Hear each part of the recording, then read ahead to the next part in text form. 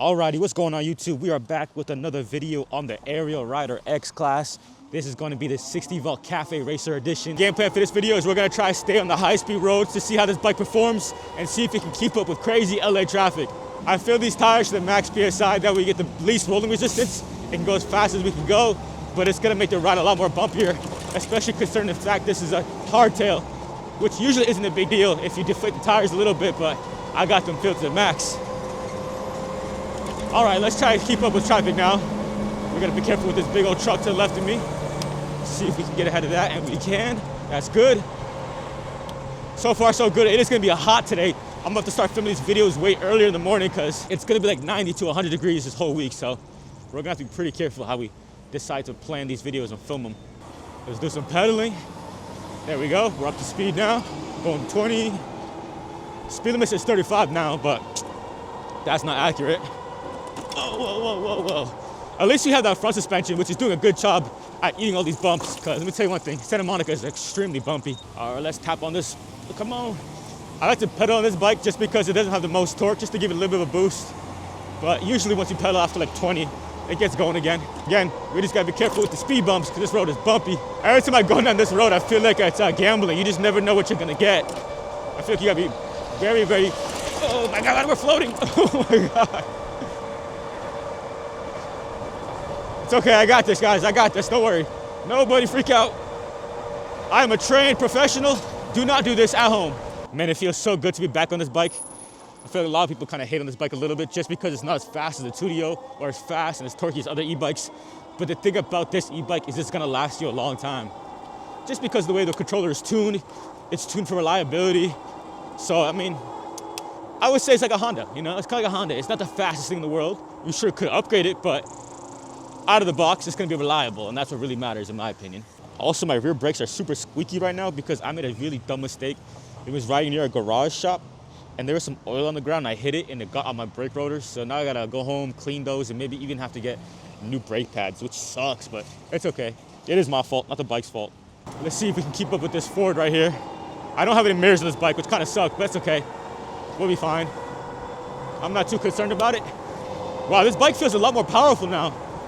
I think it was one of those situations where you kind of have to let the battery recharge a couple of times, deplete it, recharge it, and now it feels way more torqueier, and it feels a lot faster than the last time I had it.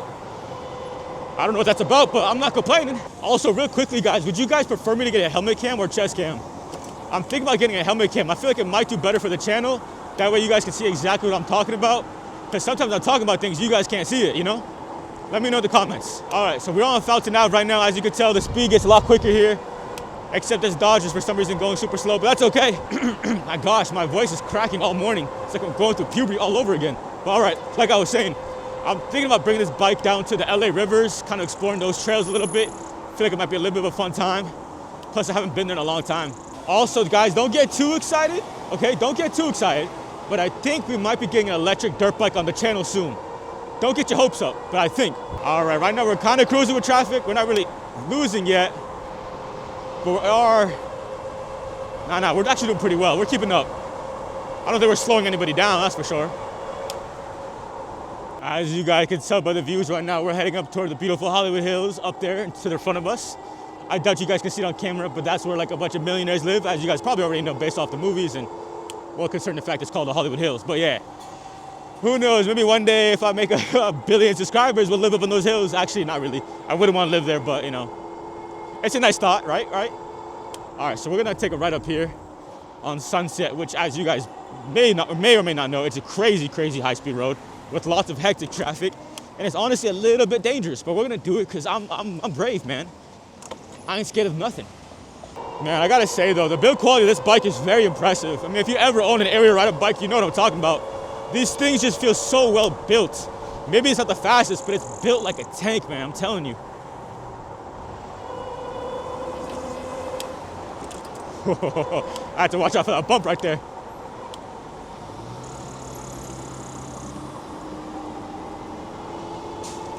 Yeah, I don't know how to explain it. It just feels very well put together.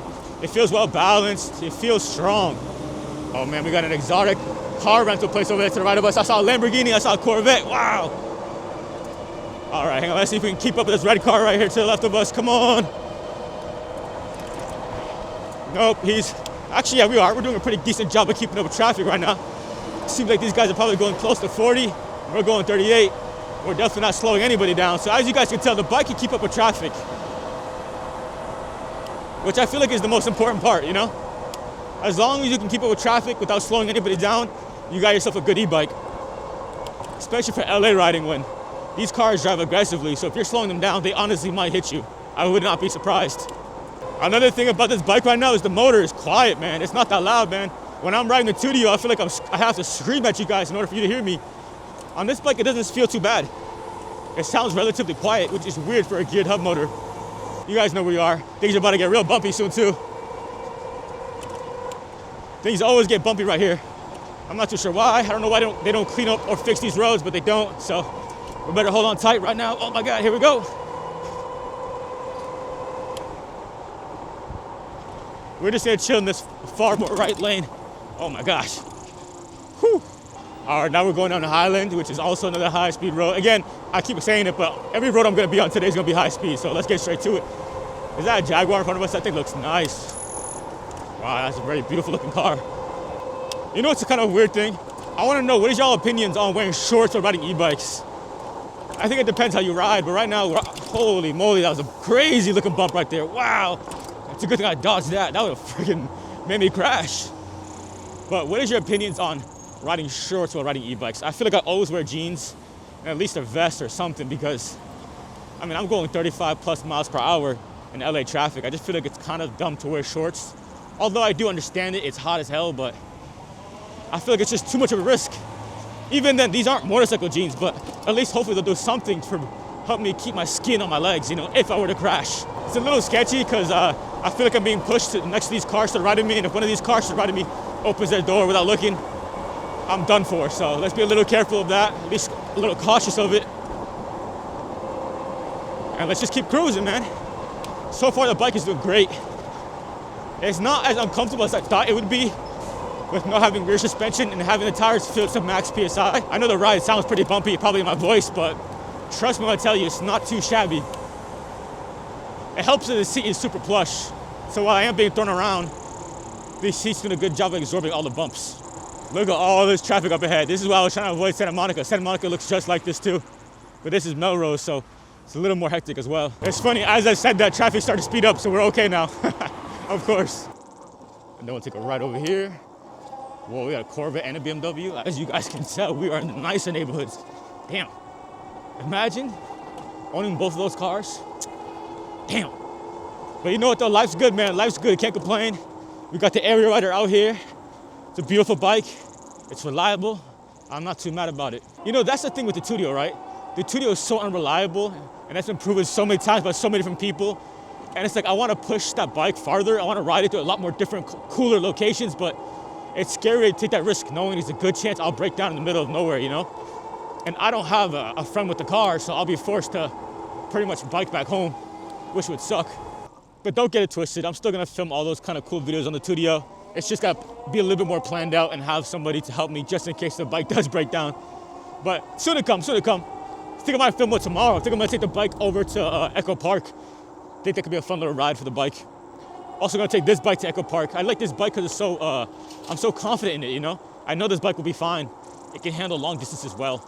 All right, so we're officially out Santa Monica. Let's see how we do.